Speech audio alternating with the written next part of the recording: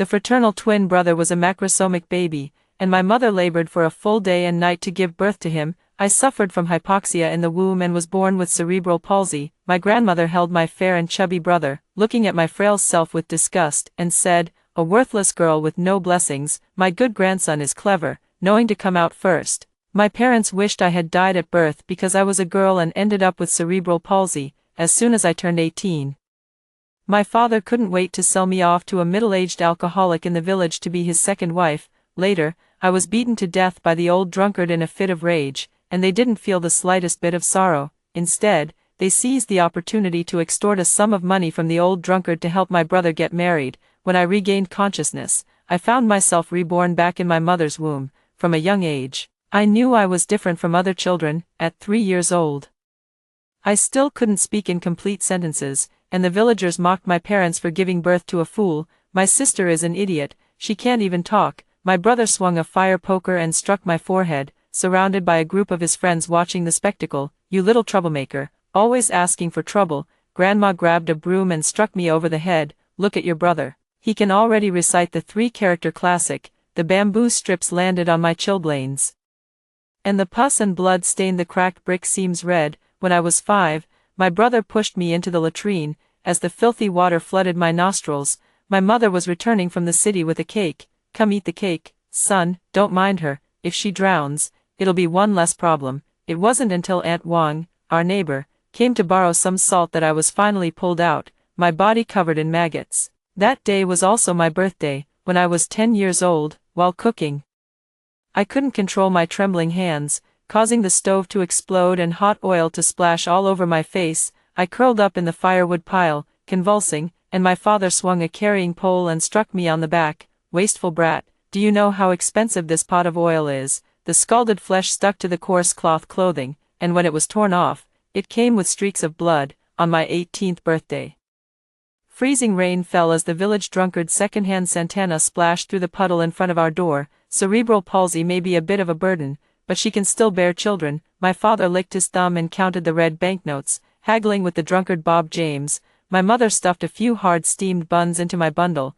"Once you get to the James family, have a child as soon as possible. At least that way you won't let them down after spending so much money to marry you."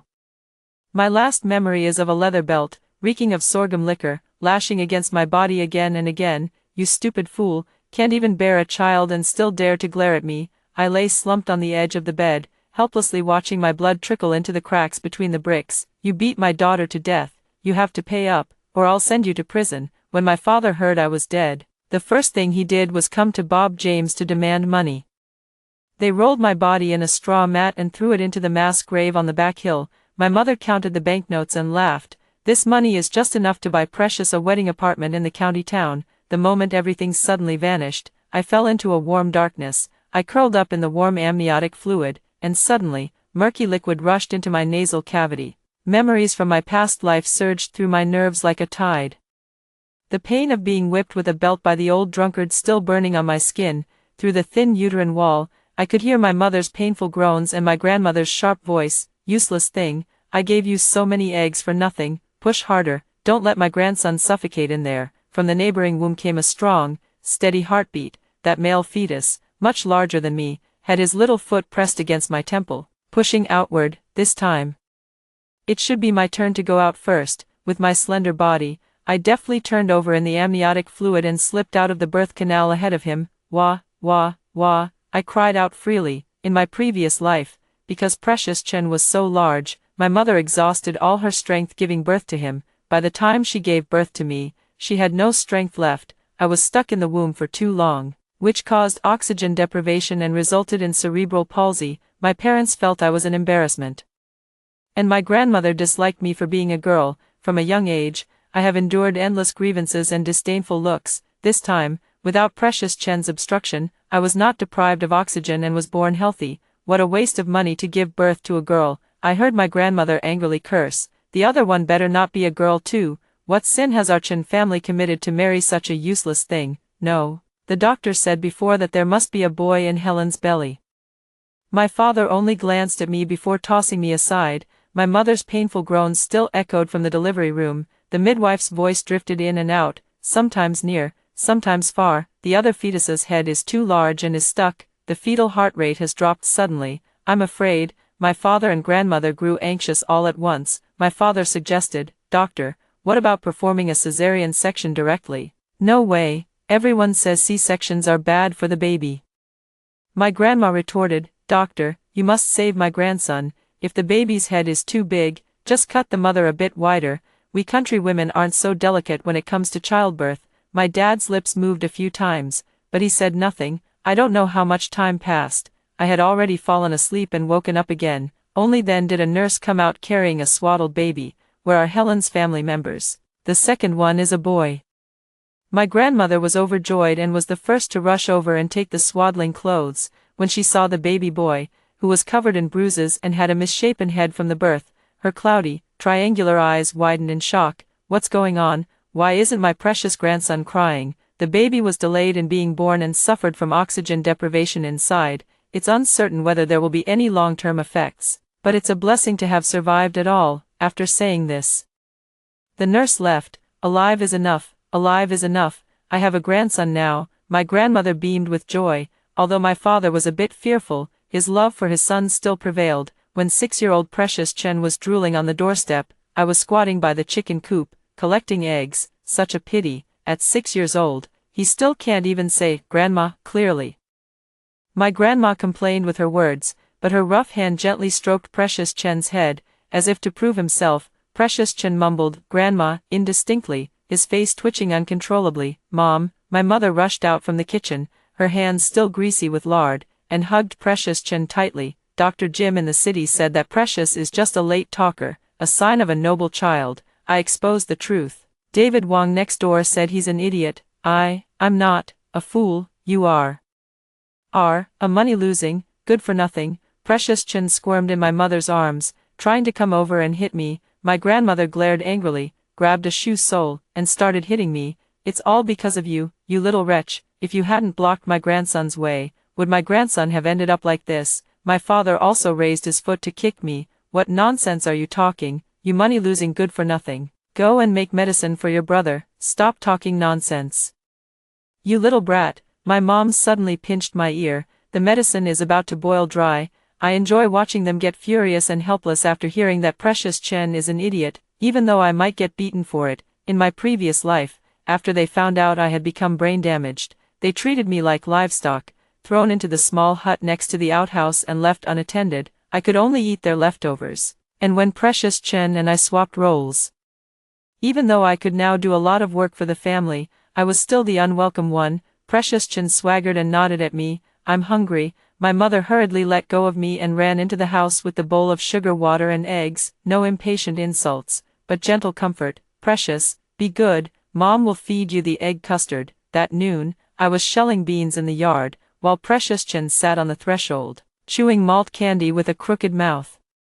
3 boys from the neighborhood passed by kicking stones, and the leader, David Wang, suddenly pointed at Precious Chen and burst out laughing. "Look, the idiot is drooling while eating, get lost." Precious Chen swung the candy, trying to hit someone, but tripped over his own feet and fell flat on his face. David mimicked his unsteady walk. "A lame toad still wants to bite." The other children laughed and threw clumps of dirt at Precious Chen. I crouched in the corner, continuing to shell the beans, watching Precious Chen with his muddy snot smeared all over his face, when suddenly he let out an "Ouch, Precious, they called you a toad, which means you're really ugly." "You are the toad," Precious Chen stammered, his words unclear. Trembling with anger, he suddenly lunged forward and bit down on David's arm. David winced in pain and shook him off, then kicked him in the stomach. "Even a fool bites people." I deliberately stirred the pot. "Precious, you're already 6 years old, and you can't even beat a 5-year-old. Hearing this, David got even more worked up,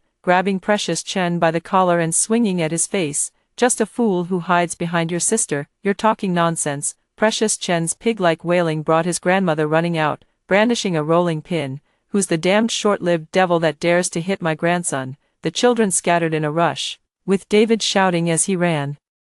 "Precious Chen is a fool fished out of a cesspit." Precious Chen cried and rolled on the ground, a piece of candy stained with nose blood stuck in his hair.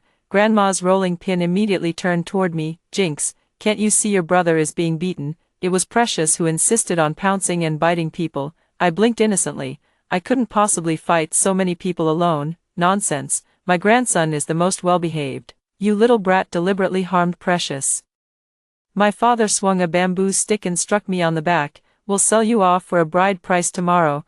Early the next morning, with a bruised face, Precious Chen was dragged by my grandmother toward David's house. My mother stuffed half a piece of walnut cake into his hand and instructed, when you get to the Wang family, cry as hard as you can, Mom will get justice for you. David's mother was airing out the bedding when Precious Chen suddenly lunged forward and bit at her pant leg.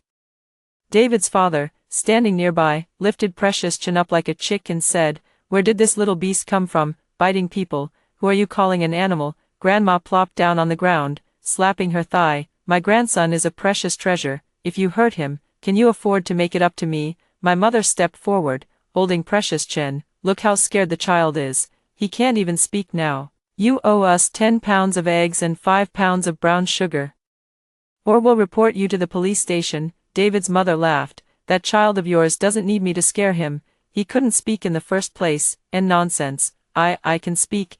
Precious Chen's eyes turned bloodshot. Although Precious Chen was still young, he could already sense that he was different from other children. None of the other children in the village were willing to play with him. He hated it when others looked at him with different eyes and described him with harsh words.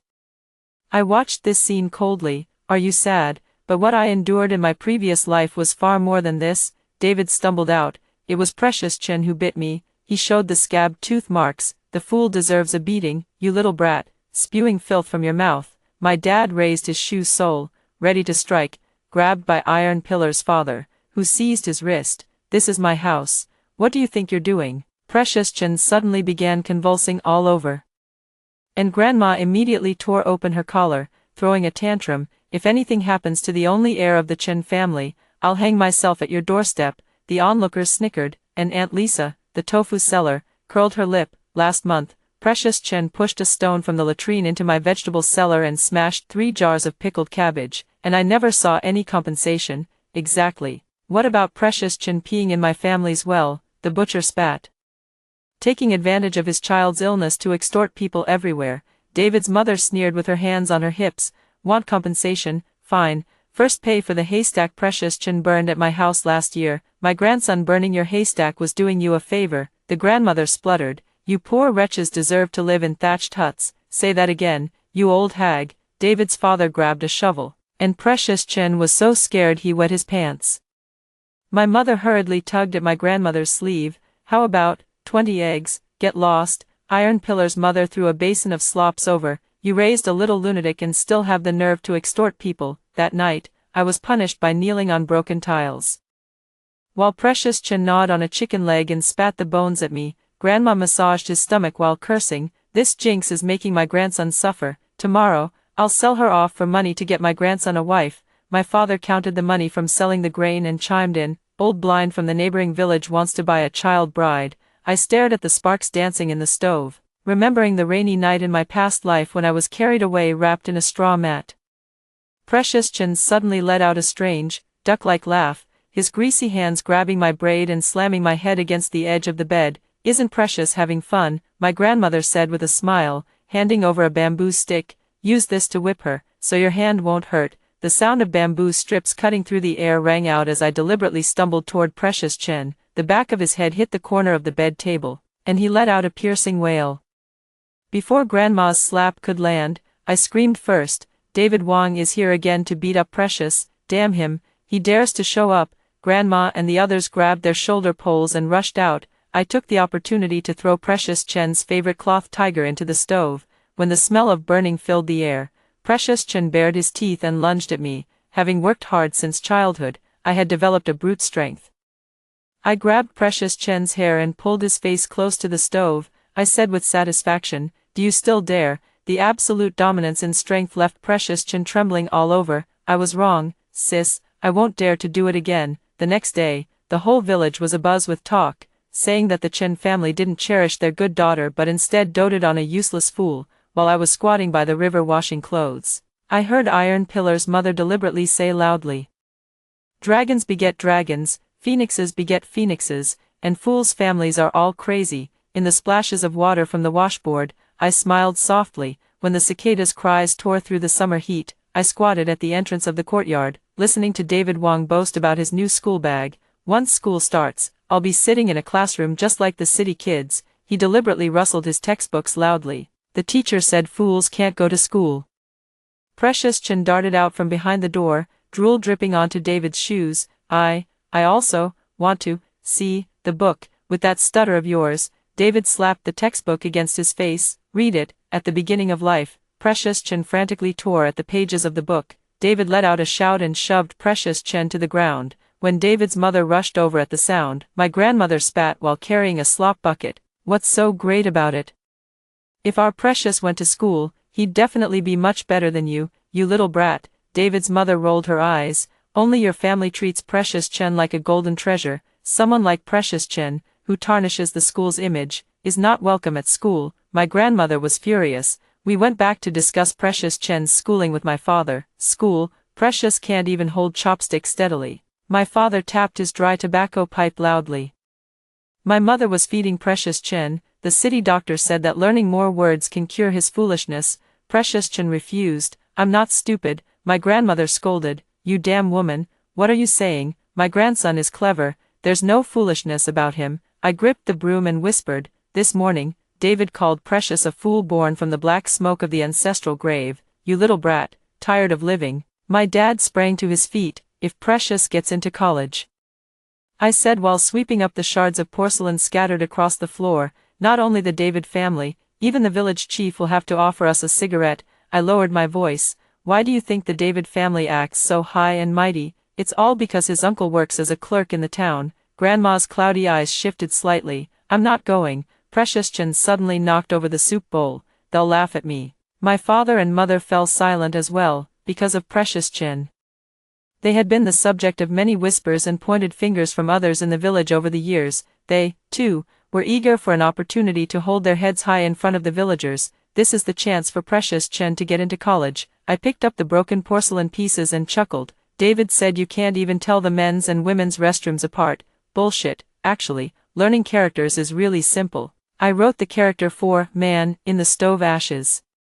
Look, this character is pronounced man. Precious is a man who stands tall and firm. Precious Chin's crooked mouth strained to purse, his dust-covered fingers beginning to trace. I want to go to school. My mother suddenly grabbed my arm. Don't you teach him wrong, you silly girl. You can't even read yourself. Mom, I can read. I pointed at the yellowed award certificate on the wall. When Precious gets a perfect score, he'll make David Wong cry.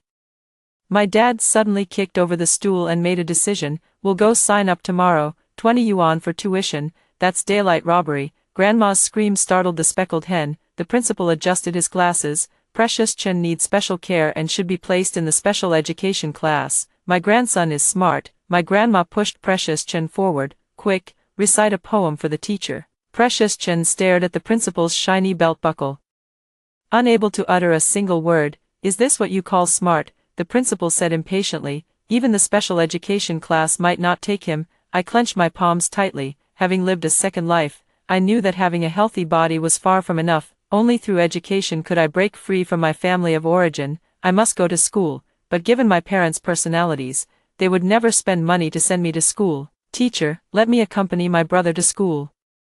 I can take care of him and will definitely not cause any trouble for the teacher. The principal's gaze swept over the patches layered on my clothes. You want to study too? What's the point of a girl reading books? My father grabbed my braid. I clenched my hands tightly. Dad, haven't you heard? The daughter from the Lee family in the front village passed the imperial exam with top honors, and the county sent a plaque with gongs and drums. My father thought for a moment and then said, what if we pay one tuition fee for 2 people to be taught? Okay, nonsense. As the principal stormed off, I knelt down with a thud on the scorching gravel ground. I know this is my only chance to change my fate, and I must seize it. I promised to come early every day to clean the classroom and get first place in every exam. The worn-out knees left bloodstains on the coarse cloth pants. Please let my brother go to school. He truly is a literary star descended to earth. Precious Chin suddenly mumbled indistinctly. Go to school. Special assistance recipients can be exempted from tuition fees. The principal sighed. Then he opened a register. But Precious Chin must pass the entrance exam. My mother cried tears of joy. Thanked the principal quickly. Precious is going to be the top scholar. On the mountain road home, Precious Chin giggled on my back. Be a big official, buy candy, carrying him as I stumbled along the uneven path. The sticky drool on my back reminded me of a rainy night in my past life. Back then, he deliberately peed on my neck, saying a fool should be ridden like a donkey. Sis, Precious Chin suddenly tugged at my hair. What if I don't get in, Precious? Do you remember David Wong's glass marbles? I jostled him a bit higher on my back.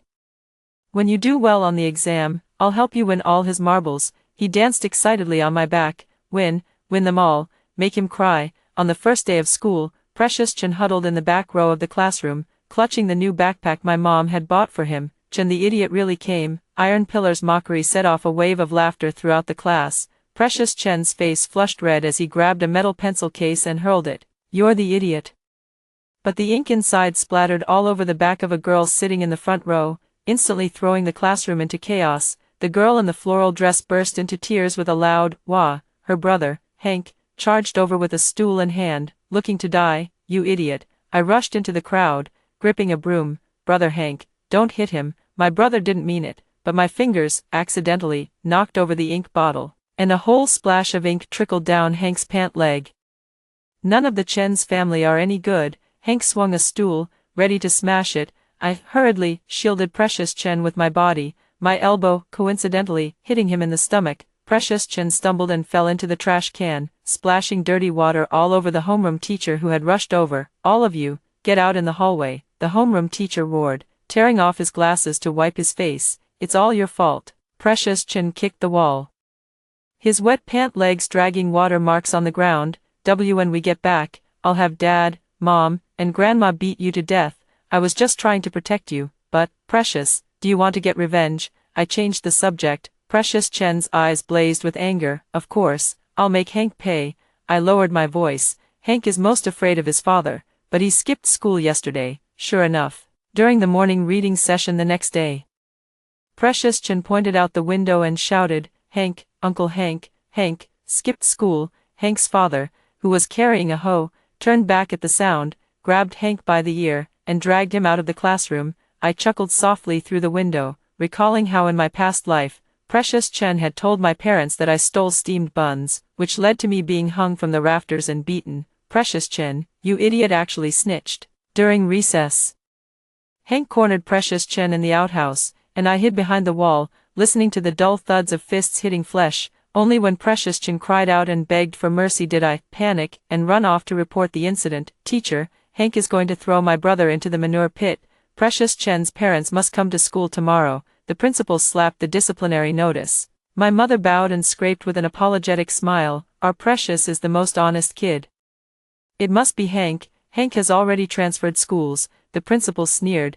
Precious Chen put a dead mouse in a female classmate's pencil case and tore up textbooks to use as toilet paper. Does that have anything to do with Hank too? My father raised his hand to hit me. You useless girl, how could you let this happen to your brother? Dad, I showed my bruised arm. Precious said if I dared to tell on him, he'd stuff me into the stove and burn me. Worthless trash should be burned. Precious Chen suddenly jumped up and grabbed my hair. The principal gasped sharply. A student like this must be expelled. Please don't. My mother knelt down with a thud. My son is a literary star. A literary star. The homeroom teacher threw out the all-zero test paper. He can't even write his own name properly. In the end, Precious Chen still received a punishment. That evening, Precious Chen tore his books into pieces. Grandma cursed as she pasted. It's all because of that jinx who brought misfortune upon my grandson. In front of the stove, I stirred the boiling pig feed, the steam stinging the corners of my eyes. Another 10 or so years passed in a flash. Grandma had already passed away, and my days at home finally became a bit easier. Precious, eat slowly, the chicken legs are all yours. My mom pushed the entire plate of braised pork in front of Precious Chen. Precious Chen tore at the chicken skin with his mouth twisted, the corners of his lips gleaming with grease under the electric light. In his first year of junior high, he set the classroom on fire while playing with fire. The principal cursed at our village entrance for 3 days. Under the pressure of the principal threatening to send Precious Chen to the police station, my father emptied out all our family's savings and borrowed money from everywhere to compensate the school. This spared Precious Chen from going to jail, but he was also expelled from school as a result. Precious Chen spent his days at home with nothing to do, idling around, teasing cats and dogs. My father took a sip of wine and suddenly spoke up. Nancy will turn 18 after the new year. The old Lincoln family from the West End is willing to offer 80,000. My hand trembled as I scooped the porridge, spilling the rice soup onto the faded lacquer of the Eight Immortals table. Back when Precious Chen was expelled from school, the principal, seeing my good grades and obedient nature, persuaded my parents to let me stay and continue my studies. Later, I was admitted to the county's key high school with the top score in the entire township. Sam is already 35. I clutched the chipped porcelain bowl. He just beat his third wife to death last month. Precious Chen smashed the bone in my face. Worthless girl, I find you a man and you still pick and choose. My mother took out a handkerchief to wipe his mouth. Your sister should have married earlier, so the villagers wouldn't gossip. Once we get the bride price, Mom will talk to Linda for you. Hearing that name, Precious Chen's dull eyes suddenly lit up. The village party secretary's daughter, Linda, had just graduated from teacher's college, fair and pure like gardenias blooming in the snow. Linda stuffed a letter into my basket yesterday. I pulled a roasted sweet potato out of the stove. She said if Precious throws another dead rat into her yard, she'll report him to the police for hooliganism. Bull shit. Precious Chen kicked over a stool, spitting on the leftover chicken bones. She smiled at me. My dad slammed the wine bottle on the table. That Lynn girl has been wearing short skirts and hanging around the village entrance lately. What else is she doing if not trying to seduce men? Exactly. My mother suddenly got excited. Last time at the market, she even asked what Precious likes to eat. Isn't that interesting? I looked at Precious Chen's face, twitching with excitement, and remembered the day before yesterday in the backyard of the Lin family, when Linda chased after Precious Chen with a shovel for stealing underwear. Early the next morning, I was startled awake by the sound of someone banging on the door. Lin's father, along with Linda's cousin, was blocking the courtyard entrance, while Precious Chen was tied up with rope and thrown on the dew-covered ground. Look at the good deeds your idiot has done, mister. Lin pointed at my mother and shouted angrily, climbing up to my bathroom window in the middle of the night. Precious Chen grinned with his missing teeth. White steamed buns. It's a misunderstanding. It's all a misunderstanding. My father turned around, grabbed a broom, and started hitting me. Was it you who put him up to this, you wretched girl? I stumbled away. What does that have to do with me? Last night, Precious said he was going to pick stars for Sister Linda. Did you hear that? My Precious is a cultured man, my mother added. The two kids are deeply in love. How about we discuss the bride price? Brother Lin kicked her aside. My sister is a people's teacher. How could she possibly take a liking to someone like Precious Chen? If you don't pay 5,000 yuan in emotional damages today, we'll see you at the police station. 5,000. My dad grabbed the shovel. I haven't even reported your homewrecker for seducing my son yet. Seduce? Linda's clear voice came from behind the crowd. This is the evidence of Precious Chen's harassment. She raised her phone, showing Precious Chen's distorted face pressed against the bathroom glass. Police Chief Wang said this kind of situation could result in a 3-year sentence. My mother suddenly collapsed to the ground. You can't arrest my Precious. He can't even tell the men's and women's restrooms apart. Can't tell them apart. Linda chuckled lightly. I heard that last month at the market. He groped Widow Lee's buttocks at the supply and marketing cooperative. The police station has it on record. I pinched the fleshy part of my hand to hold back my laughter. Let's settle this privately. We'll settle it privately. My dad suddenly remembered something and pulled me, shoving me into the crowd. Let Precious go. You can deal with this girl however you want. Linda's cousin, Jack, sneered and nudged Precious Chen's crotch with the tip of his shoe. This kind of beast who can't control his lower half should be castrated and sent to the police station. Don't do it. My mother rushed over to shield Precious Chen, Linda's dad. Our families are still related by ancestry. How about letting our Nancy marry into your family? Marry who? Marry me, a widower. Jack suddenly grabbed my father by the collar. Is your daughter made of gold or jade? We haven't even settled the score for when Precious Chen burned down my pigsty. Linda held up her phone with a cold expression. 2 options, either transfer 5,000 now, or I'll dial 110. My father's forehead veins were throbbing, and he suddenly slapped me across the face. Kneel down and beg for mercy. I stumbled, accidentally, stepping on Precious Chen's fingers in the chaos. Ah! Precious Chen's pig-like howl drew the neighbors to peek, and the Lin family cousins took 2 steps back in disgust. Pay up, now, Father Lin, seeing the growing crowd, shouted, if you keep stalling, I'll add interest. We really don't have that much at home. Hand over the property deed to me. Linda suddenly spoke up. I heard you also have a grocery store in town. My mother slumped to the ground.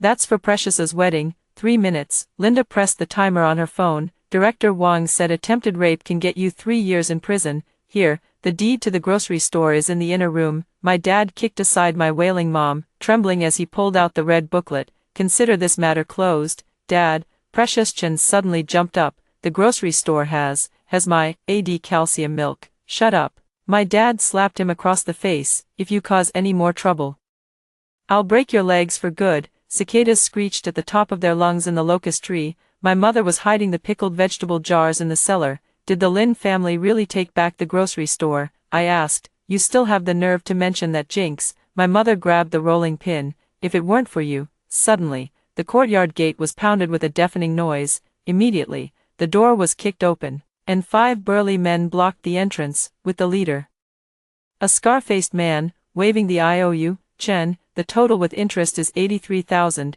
you must pay it back today. Didn't I only borrow 50,000? My father's face turned pale. The scar-faced man kicked over the clothes rack. You don't understand the interest on donkey rolling. Seeing me nearby, he added, if you can't pay, use your daughter to settle the debt. She can't, my mother suddenly screamed. She needs to fetch a bride price for my son to marry, 12,000.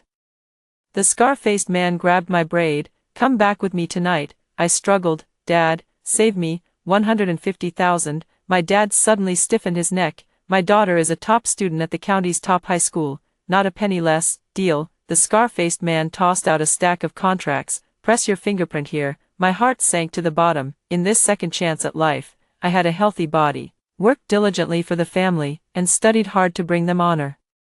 All in the hope that they might show me even a shred of familial affection, but I was wrong. It turns out that physical disability is not the original sin, gender is. They don't care about my life or death at all. I must save myself. When signing the contract, I took advantage of Scarface's inattention and kicked over the kerosene lamp in the cellar. The flames raced up the rafters along the dried corn silk. Then, while Scarface was dodging, I used all my strength to break free from him and ran out.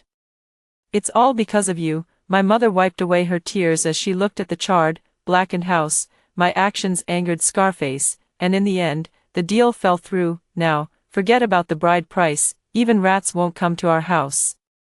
My father threw his dry tobacco pipe at me. We still owe over 100,000 outside. What are we going to do now? What to do? Did I owe it? Why ask me what to do? Precious Chen slumped on the bed, biting his nails. Sell it all, even at a loss. Sell everything. My mother was still crying and making a scene. Back then, the fortune teller said you were born with a curse, that you brought misfortune to your brother. And now you've ruined the family like this.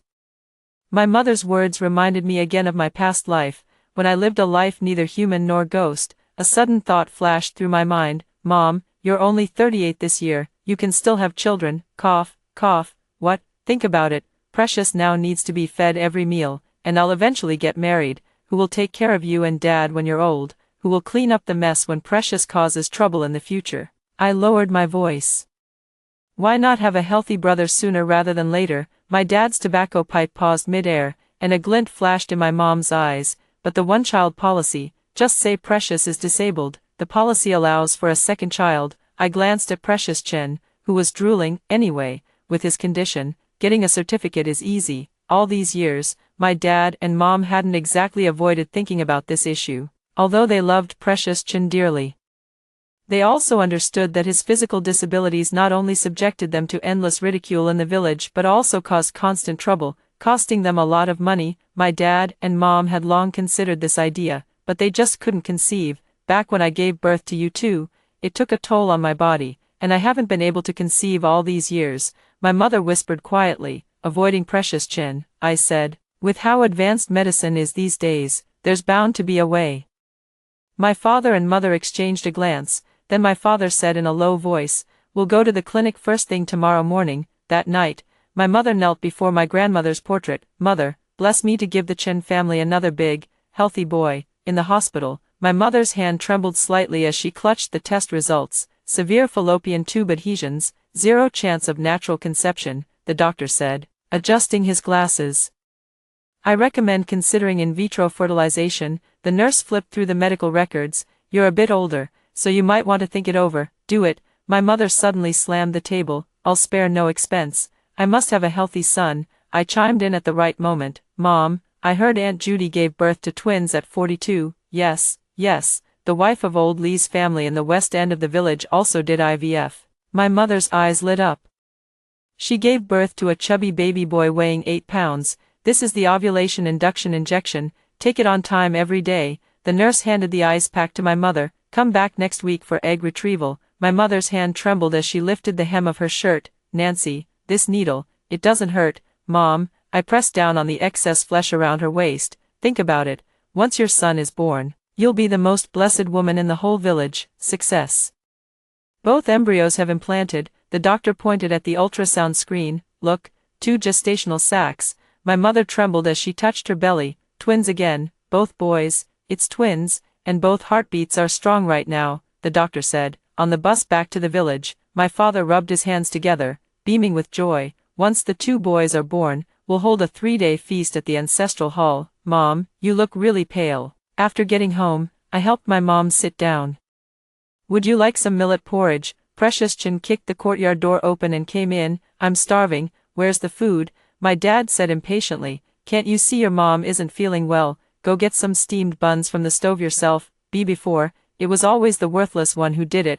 Precious Chin pointed at me. Hurry up and cook. Perhaps because my father was about to have a healthy son soon. He found Precious Chin unsatisfactory in every way and, for once, glared at him. How can you talk about your sister like that? She can still take me and your mom to the hospital. What about you? You're just like a useless person who only knows how to eat, eat, eat. Precious Chin widened his eyes, unable to believe that his father, who had always favored him since childhood, was suddenly speaking harshly to him. All right, old Chen, the village chief clicked his tongue as he sized up my mom's belly. Another set of twins.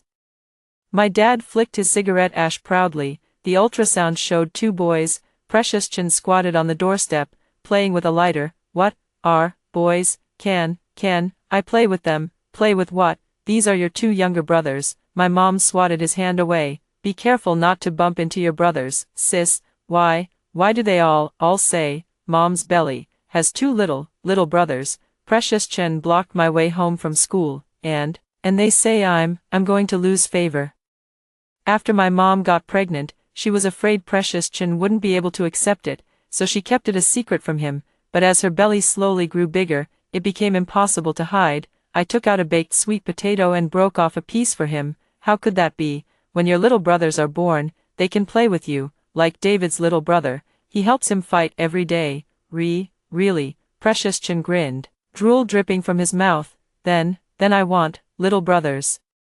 I curled my lips into a cold smile. I hope you won't regret it when the time comes. When the final bell rang at the end of the last college entrance exam, I looked out the window at the sparrows circling and smiled faintly. On the application form, I had already filled in a university thousands of miles away, and in my savings book was the scholarship money I had saved up over 3 years. Normal university. My father shook the admission letter. How much is this going to cost?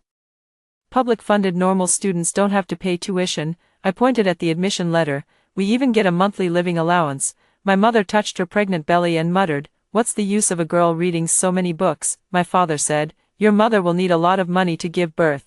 You should send your living allowance back home when the time comes. You won't need that much anyway." My mother chimed in, Yes.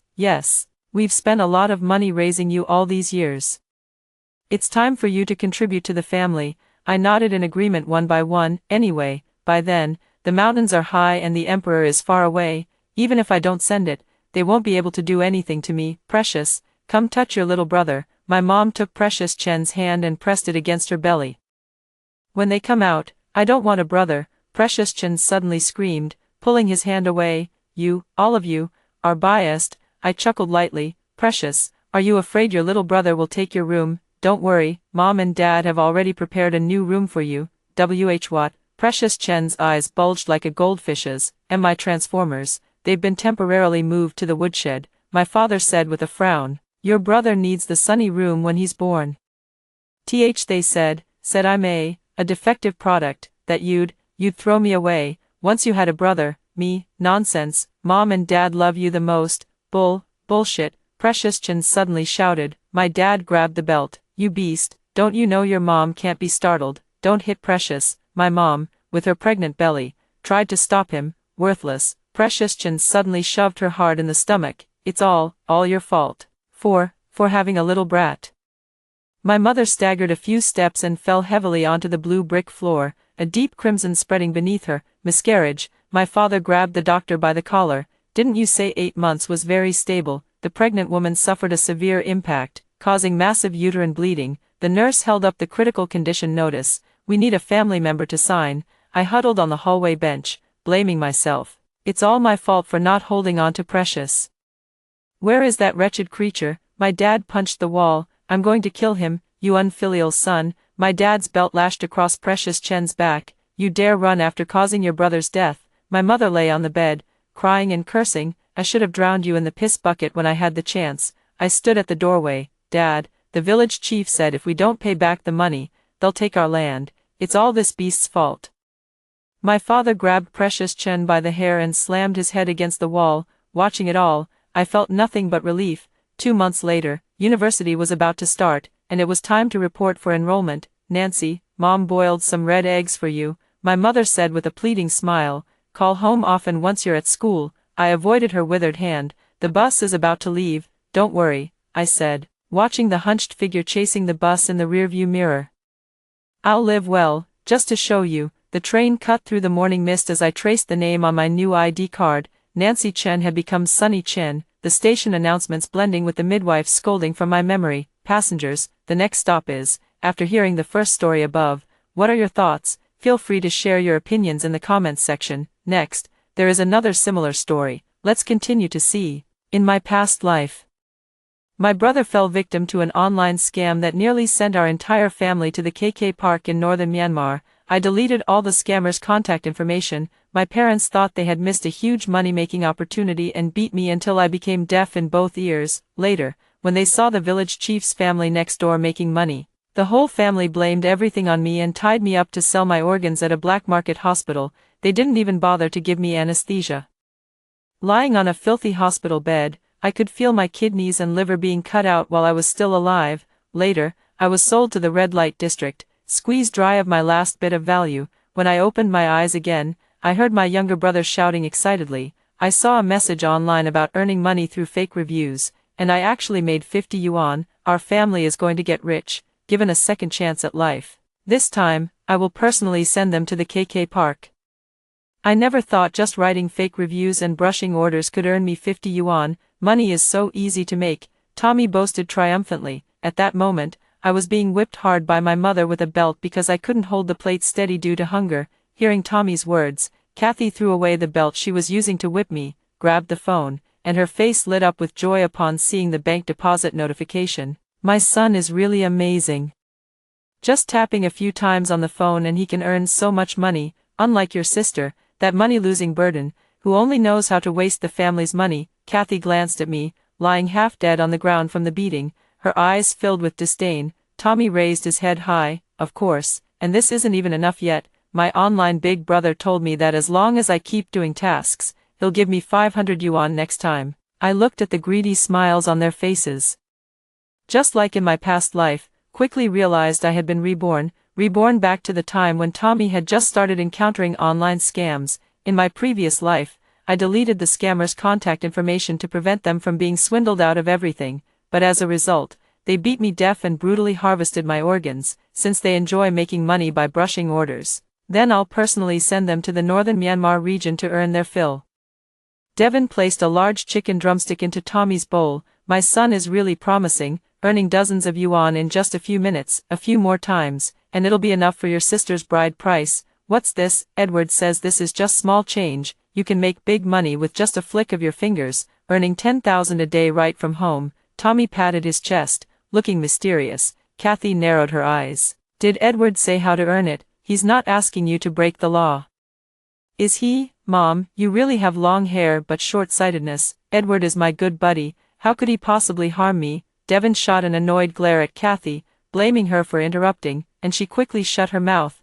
Tommy tore off a bite of chicken leg meat. He said that next, he's going to take me to do tasks and earn money. First, download an app. You don't even have to leave the house. Just lie at home and swipe through videos of popular online merchants to make money. This time, I can earn 500, so many. Kathy's face was beaming with joy. Devin wasn't in a hurry to celebrate. He looked at me, who was sitting in the corner of the dining table, eating my meal, and generously gave me a piece of chicken from the chicken soup bowl. Hank, what do you think about this? Looking at the chicken piece in my bowl, which had more bone than meat, my expression remained unchanged. Born in a poor, male-dominated mountainous area, I knew that from the moment I was born.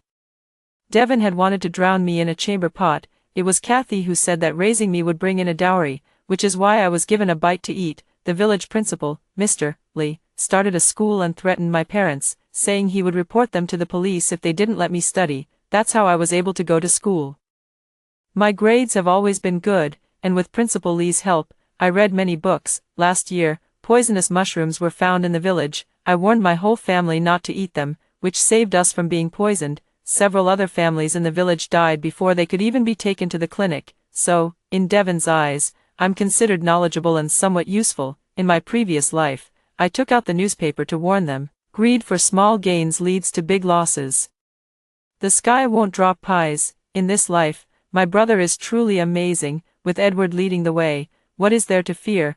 When will such a great opportunity ever come my way? Hearing me say this, Devin burst into laughter. Tommy, just follow Edward and do the tasks well. You'll earn money to marry a wife in the future. I don't want to marry any of those ugly women in the village. Tommy snorted. Ha ha ha ha, that's my son for you. With great ambitions, once you make money, buy yourself a beautiful woman to be your wife. Only then did Tommy feel satisfied. To make the act more convincing, I showed an envious look and said, I really want to make money too. Could you take me along, little brother? Kathy tapped my head. Big things are done by men. What are you, a money-losing girl, getting all excited about? Next year, we'll find you a husband from the neighboring village, then we can get the bride price. I remained silent, my cold gaze sweeping over everyone at the dinner table. I'm afraid you won't make it to next year, but for me now, the most important thing is not revenge, but the college entrance exam. I must get into university, otherwise, I will never escape this soul-devouring mountain village and will only be bought and sold like the other girls here. Written in chalk on the blackboard are a few large characters. Only 30 days left until the college entrance exam. The girls in the class are working harder than ever, wishing they could spend every moment of the day reviewing. They know that Principal Lee can only protect them until the exam is over. If I don't get into college, I'll be sold off by my family for a bride price right away. I was sitting in the classroom, reading attentively, when Simon Johnson from the next class walked over, pulled open my collar, threw crushed ice into my clothes, and then burst into mocking laughter. Turning around, he blew chalk dust into another girl's face. Principal Lee wasn't around at the moment, and the other teachers didn't dare offend the village chief's son. Simon Johnson grinned with a lecherous expression. My dad said that after the college entrance exams are over, I can pick a wife from among you all. Whichever one I want, he'll buy for me. The girl was so angry that tears streamed down her face, but she didn't dare say a word. I'll buy Hank first, and after Hank dies, I'll have your dad sell you to me. He reached out to grab my clothes, thinking I would obediently comply as I had before. I picked up the compass on the table and jabbed the needle into his face again and again as he lunged at me. He cried out in pain, slapped me viciously, and cursed me as a filthy bitch. I stabbed him back with even greater force. In my previous life, after being sold to the red light district in northern Myanmar, I learned one thing.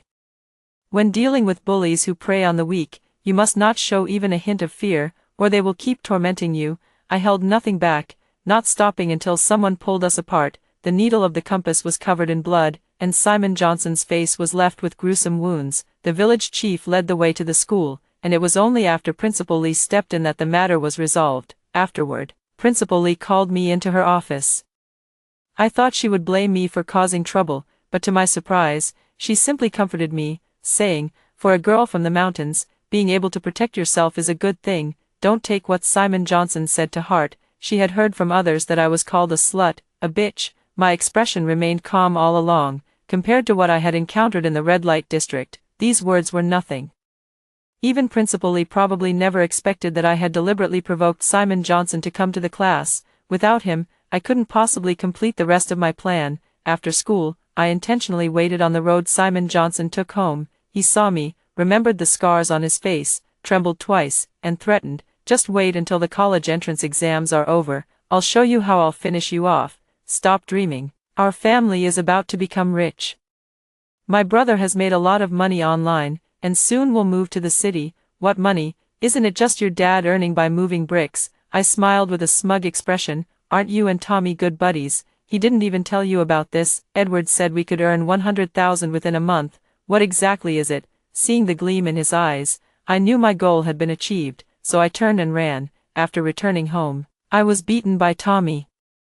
Edward said we can't tell anyone about the money-making business. You're really asking for trouble. Outside the house, Kathy heard me being beaten and silently locked the door, making it easier for her son to act. Tommy kicked me in the waist, and I didn't fight back, instead grabbing his pant leg in a fawning manner. I heard you made another 500 the other day. I'm just so happy for you. The red light district also taught me a lesson. Before you have enough strength, you must learn to lie low.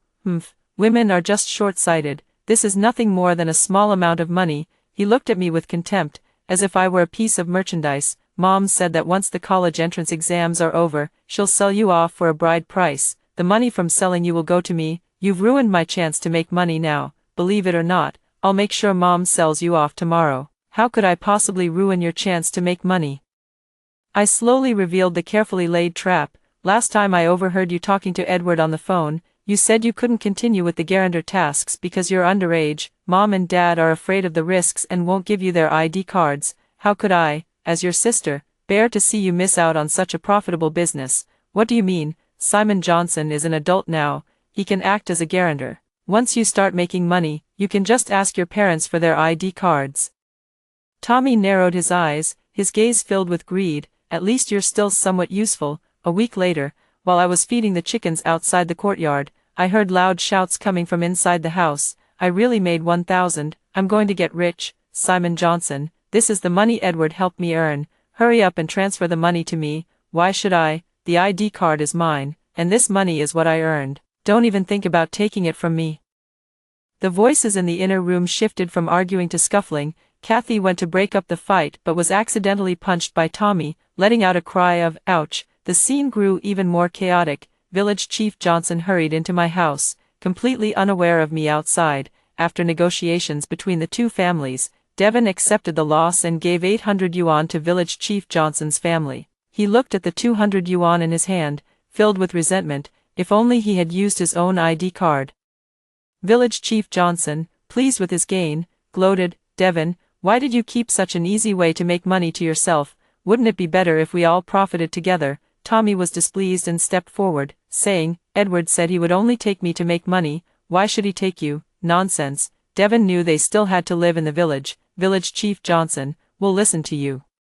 Edward just called us and said he would take us on more advanced tasks to earn even more money. Later, we'll click on this link and place an order for 5,000 yuan. Edward said they won't ship anything to us, but after 7 days, they'll refund the money and give us an additional 5,000 yuan in commission. Really that much? Hearing that they had to pay 5,000 yuan, Village Chief Johnson hesitated. Could this be a scam? Edward would never lie to me, Tommy said in a casual tone.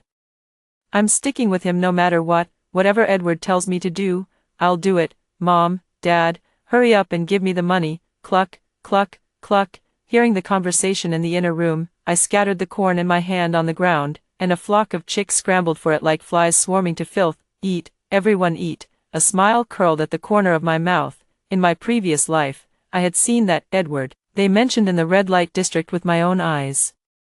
He was a master at playing the long game, reeling in the big fish, and he never missed his mark. Once he set his sights on you, it wasn't just about losing a sum of money. He was exceptionally skilled at psychological games, gaining the other person's complete trust, only to swindle them out of everything they had, leaving them bankrupt and drowning in debt. With such a skilled angler like Tommy across from me, I can rest assured. Only 20 days left until the college entrance exam. I studied even harder. My family didn't allow me to use the electric light alone, so I could only read by the light shining from Tommy's room. At night, Kathy got up to use the toilet, dazed and half asleep. She didn't notice me by the wall and tripped over me, falling to the ground. What are you doing again, you worthless thing, making me fall so hard? She threw the book in my hand to the ground, clicking her tongue twice. I know exactly what you're like. There aren't many in the whole village who can get into university. Do you really think you're cut out for studying? Let me tell you the truth, even if you do get in, your dad and I won't let you go. travel expenses, tuition, living costs. Don't even think about getting a single cent from us. When you turn 18, I'll marry you off to Simon Johnson. His family is willing to offer a 5,000 yuan bride price. So it's not like we're mistreating you. You should just think about how to give birth to a son in the future. I looked at her coldly. Mom, don't you know that village chief Johnson is abusive? All 3 of his wives died. In my past life, when I was being humiliated repeatedly in the red light district, I wanted to ask them, do you have any idea how I've been living a life worse than death? Clearly sharing the same blood, why treat me like this? His son grew up in that kind of family, how could he possibly let me live a good life? This is your fate, Kathy said with a scornful look. We raised you, and you repay us with the bride price. As for how you fare in your husband's family, that's your own fortune. Even if you get beaten to death, don't come looking for us. She didn't have much patience with me. After saying those 2 sentences, she left. I watched her retreating figure, my gaze as cold as ice. That's just as well. When I proceed to the next step, I won't have any guilt or hesitation.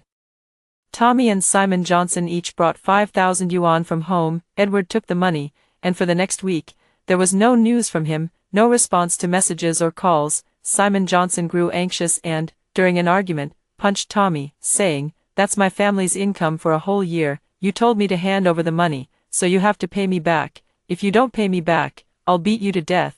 I was crouched outside the house, reviewing my studies, when I heard the commotion inside. Just 10,000 yuan. Since Edward has set his sights on Tommy, he must know exactly how much money he can come up with. He won't stop until he's bled him dry and left him drowning in debt. Stop fighting, Edward is calling me. The 2 men in the room immediately halted their scuffle. Edward, why haven't I been able to reach you these past few days? Tommy asked cautiously. I knew you must have been busy with other matters. You're a man meant for big things. Just give us little guys a taste of the profits when the time comes. Made 10,000 bucks. Edward, you're amazing. Can you take us on more of these high-level tasks? Any amount is fine. Please, Edward, take us along to make some money. I lowered my head, sneering as I circled a line in the book with my pen. Greed knows no bounds. After tasting the sweetness, both families wholeheartedly believed in the tasks Edward mentioned.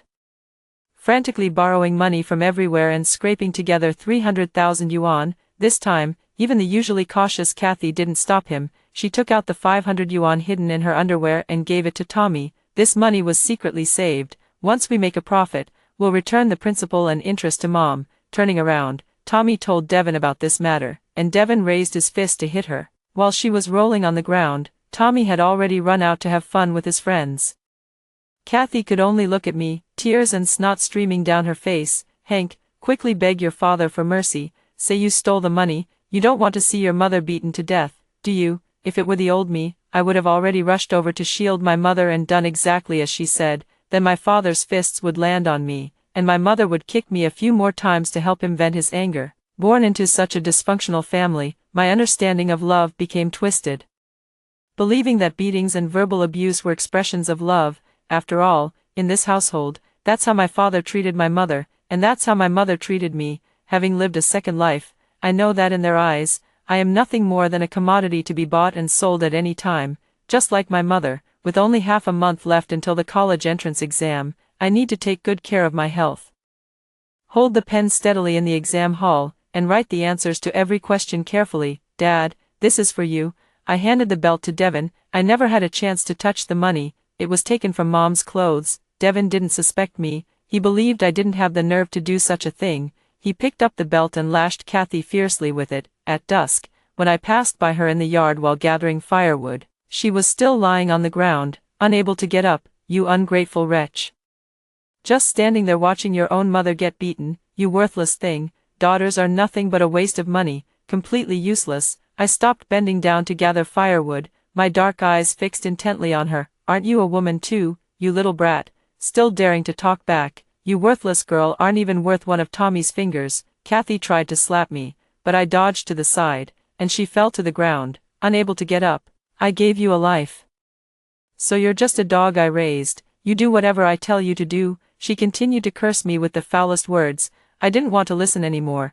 There were still 2 pages of math problems left to review, so I picked up the firewood and left. With only 3 days left until the college entrance exam, Principal Lee bought new stationery for all the female students taking the exam at her own expense. She told us that as long as we could pass the exam and leave, there would be opportunities in life. If you can get into college, I'll go to your house with a kitchen knife and risk my life to make sure you don't drop out. When I got home from school, I had just stepped into the house when I heard the sound of pots and pans being thrown around. 10 days had passed, and brother had deleted all their contact information. They slowly realized they had been scammed. The loan shark I borrowed 50,000 yuan from has started demanding repayment.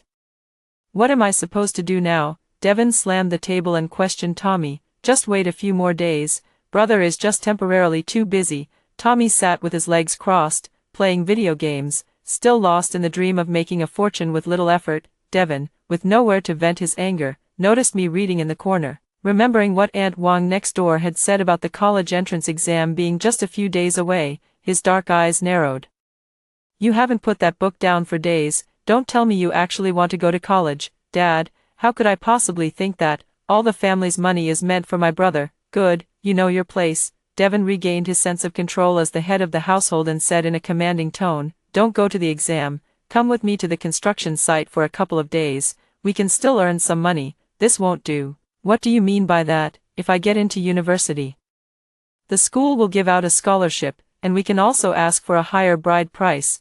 Then we can use that money to help my brother get married. How great would that be? To dispel his doubts, I continued, I don't have a single cent on me. Even if I get in, I won't have the money for travel expenses. Seeing me so obedient and compliant, Devin no longer prevented me from taking the college entrance exam. His mind was now entirely focused on that 300,000 yuan. That night, Tommy argued with him again, shouting loudly that if things got desperate, they could just sell me to a shady hospital and make a good profit by selling my organs piece by piece. When they fell asleep in the middle of the night, I quietly slipped into Tommy's room and stole his phone. Relying on my memories from my past life, I dialed Edward's private number. Edward, whose real name is Edward. 5 years ago, he was tricked by a friend into going to northern Myanmar. In order to survive and see his daughter again, he transformed from an upright and passionate young man into the most skilled fraudster in the business. In my past life, when someone burned me with a cigarette butt, he once helped me, saying my eyes looked like his daughter's. I'm betting this time, he will choose to help me again. Edward, the Liu family isn't just a target for money scams. At their age, they're perfect candidates for human trafficking. Who are you? Hearing me call out his full name, his tone was shocked. What do you want? I want them to become part of your business, to disappear from my world. Seeing that I understood the jargon, he dropped the pretense. Human trafficking depends on the conditions. The Liu family isn't worth taking such a big risk for. Besides, why should I believe you? Because of my hatred. What does your hatred have to do with me? I offered a reason that Edward couldn't refuse. Because I can take care of your daughter, Megan, at Nanshan Orphanage. What exactly is your background? The voice on the other end clearly grew more urgent. You entrusted her to an orphanage, unable to return to the country for 5 years. Do you know how miserable her life would be without the protection of her parents? The person you entrusted her to has been deceiving you all along. She couldn't eat enough, dress warmly, or receive an education. These words were not something I made up. In my previous life, after Edward achieved a performance of 100 million, he became the head of the park and was finally able to bring his daughter to his side. I have personally seen that little girl who was so thin she was just skin and bones. For Edward, his daughter is his only obsession. If it weren't for wanting to stay alive to see her and accompany her as she grows up, he would have given up on life the very first day he entered the compound. You helped me achieve what I want, and I swear on my life that I will take good care of Megan, letting her live a normal life. There was a long silence on the other end of the phone, so long that I thought Edward would refuse me. I promise you. What do you want? My hand holding the phone was trembling. This time, I won the bet. The night before the college entrance exam, Principal Lee, fearing any mishaps the next day, arranged for several girls to sleep at her house during the exam period. Before leaving, Devin and the Zhang family were drinking and celebrating. More than a dozen beer bottles lay scattered on the ground, and Tommy was completely drunk and unconscious. I thought I was going to lose everything, but I never expected to make so much. Village Chief Johnson stumbled around, laughing uncontrollably. Ha ha ha, 500,000. I could never earn that much in a lifetime. What's 500,000? Edward treats us like family, inviting us to travel to Myanmar and promising to introduce us to big deals. In the future, I'm going to make 5 million, even 10 million. Through the dim night, I watched their greedy expressions. The more greedy they are, the more excited I get. Let this beautiful dream take them all to their deaths. The college entrance exam ended quickly. After leaving the exam hall, 2 girls recalled the pain of these years and couldn't help but burst into tears. Holding their heads, I looked at the sky, knowing that I could finally leave the impoverished mountains, tears welling up in the corners of my eyes. Hank, where the hell have you been these past few days? I thought you ran off with some wild man. Seeing me return home, Kathy spat out a melon seed shell while cracking melon seeds. What are you standing there for? Hurry up and help your dad and brother with their luggage. They're going on a long trip. Where are they going? I pretended not to know. To the big city. Mom, how many times have I told you? It's not a big city. We're going abroad. Tommy corrected her. We're going overseas to make a fortune. We'll also build a big house and buy a foreign wife for you. My son is the most capable person in the world. I'm waiting for you to come pick me up and let me enjoy a life of luxury, Kathy said. Her face beaming with joy. Hank, Devin walked over. Originally, I planned to have your wedding with Simon right after the college entrance exams, but now the Zhang family is going abroad with us to make money. Your wedding will have to wait until we return next month. Okay, the smile on my face wasn't forced. I was genuinely happy for them going to make big money. Return? Don't even think about coming back for the rest of your life. The college entrance exam results came out soon. And I got into a first-tier university. Principal Lee rode her bicycle, delivering admission notices to each student who got into college. She kept her promise, wielding a kitchen knife to fight with parents, not letting any girl who got into college marry off casually. When she rode past my house on her bicycle, she didn't stop at all. After the exam, I asked her to keep my admission letter for me. I don't trust anyone but her. Oh. Everyone in the village who got into college has received their admission letters. How come you don't have one? Did you really think you could get in? I might as well raise the bride price. Kathy sneered at me. A pheasant is just a pheasant. You're not destined to be a phoenix. I said nothing, looking up at the sky. I am neither a pheasant nor a phoenix. I want to be an eagle soaring through the sky, taking absolute and complete control of my own life. Dad and my brother have been abroad for so long. Aren't you going to call and check on them? I was being unusually kind for once. Although I couldn't call Edward during this time, I knew that once they entered that place, someone would take good care of them. Long-distance calls are so expensive. Once they've earned enough money, they'll naturally come back. I raised my lips in a light smile. My plan was just one step away from completion. I had added something to the dinner. After Kathy fell into a deep sleep, I packed up all my documents and cash, and under the cover of night, I made a trip to Principal Lee's house. With the admission letter in hand, I took the earliest bus and left the place that had trapped me for 18 years. I rented a room near the school and started working to earn money, tuition, living expenses. The money I stole from the Liu family was only a few thousand yuan. Far from enough. I need a lot of money. I also have to raise a child. Which is my promise to Edward. I went to South Mount Welfare Home and met Megan. That 10-year-old girl was lying on the ground, fighting with a dog for food. I drove away the vicious dog. The little girl looked at me uneasily. Sister, why are you helping me? Because of your eyes. I answered her with the words Edward had used to help me in my past life, after taking Megan away and settling her down. I called Edward on my newly bought phone to tell him that his daughter had been rescued and that her injuries would heal over time. I most likely won't be able to go back for the rest of my life. From the very first time he made a deal, Edward knew his own fate. I don't want to bring her into the compound. Please take good care of her for me. I can trade everything I have for that, since I promised to help you take care of her. I will do my utmost, however. There is one thing I really need your help with. He almost instantly guessed my thoughts. Don't worry, I will take good care of the Liu and Johnson families. I won't let them die too easily. I heard Tommy's heart-wrenching screams over the phone, more terrifying than the cries of a slaughtered pig. In my previous life, I had witnessed countless such bloody scenes, and I could easily imagine what they were going through. Electric shocks, beatings, waterboarding, everything I experienced. They must also endure. Only then can it be considered repayment. I need to go handle Megan's school enrollment procedures. I'll hang up first. Wait, at least let me know your name. Can. This is the new name I've given myself. Forever brilliant from now on, never overshadowed by anyone. 2 years later, I am a junior in college, while Megan is in the 5th grade of elementary school. With the capital saved from working part-time and the memories from my past life, I quickly accumulated my first fortune. Seizing the right opportunity, I founded my first company. I often send Edward photos of Megan growing up, and he frequently updates me on the recent situations of Tommy and Devin. When Tommy and Devin first arrived at the industrial park, they refused to believe they had been deceived. They protested, demanding to leave and insisting they wouldn't stay. But how could the park possibly reason with them, after breaking 2 of their fingers? They quickly realized this wasn't that backward mountain village where men were revered. Later, even within the park, Tommy didn't behave himself. He harassed the dealers and ended up having both his legs broken. In contrast, Devin was much more pragmatic, but he still couldn't avoid physical suffering. He had a kidney removed. Edward, acting on my behalf, was hardly going to let them off easy. Don't move so fast. Take it slow and steady, holding your breath. Don't worry, I understand. I fell silent for a moment, recalling the torment of the red light district. If I wanted to put an end to the evil there, would you hate me? Edward understood my meaning. No, I've long needed a way out. Over the past 2 years, I gathered many clues and collaborated with Edward from both inside and out. The police quickly located the compound's hideout and rescued the trapped individuals inside. I took a few days off and returned to the impoverished mountain village where I was born.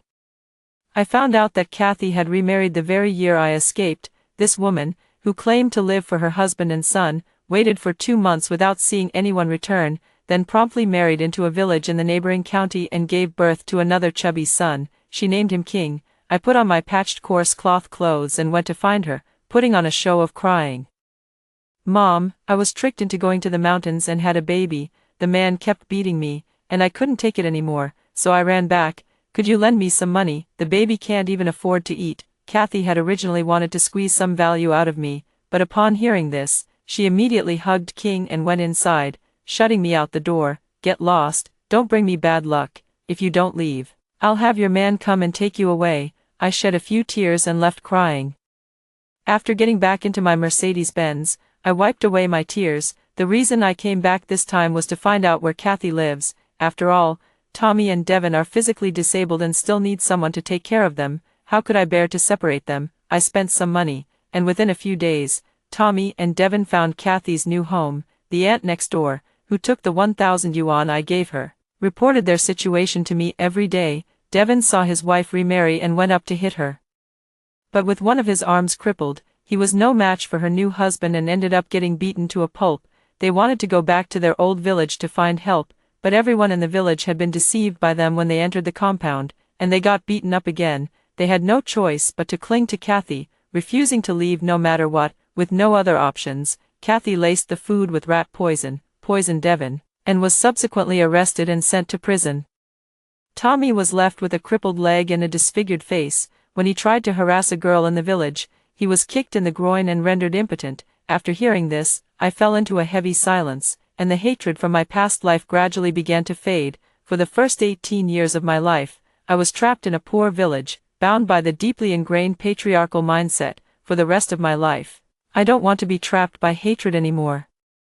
I stopped paying attention to any news about the Liu family, focusing instead on expanding the company's business and taking care of my younger sister, Megan. As she grew up, Megan's favorite question was, "Sister, when will my dad come back?" I used to lie to her, telling her that her father would come back while she was asleep. Now I can give her a clear deadline. I'll be back in 5 years. Edward was sentenced to 5 years. 5 years is much shorter than a lifetime. 2 years later, I graduated from university, and the company I founded was successfully listed. I co-founded the Kinkin Foundation, with Principal Lee, to ensure that every girl in the mountains who yearns for an education has the opportunity to study. As long as they can excel in their studies, I will support them in continuing their education. I also secured the attention of the Women's Federation Association for our village, going door to door to investigate whether any women were being treated as commodities for sale. There is still much to be done to change the current situation. Another year, another opening ceremony, and this year many girls have been sent to study. I stood on the stage, looking at the faces below. Please make sure to take yourself as the primary person responsible for your own life. If there is a deity in your life, it must be you yourself. After hearing the 2 stories above, what are your thoughts? Feel free to share your opinions in the comments section. Looking forward to hearing from you. If you liked this story, don't forget to like it, share it, and subscribe to my channel. See you next time.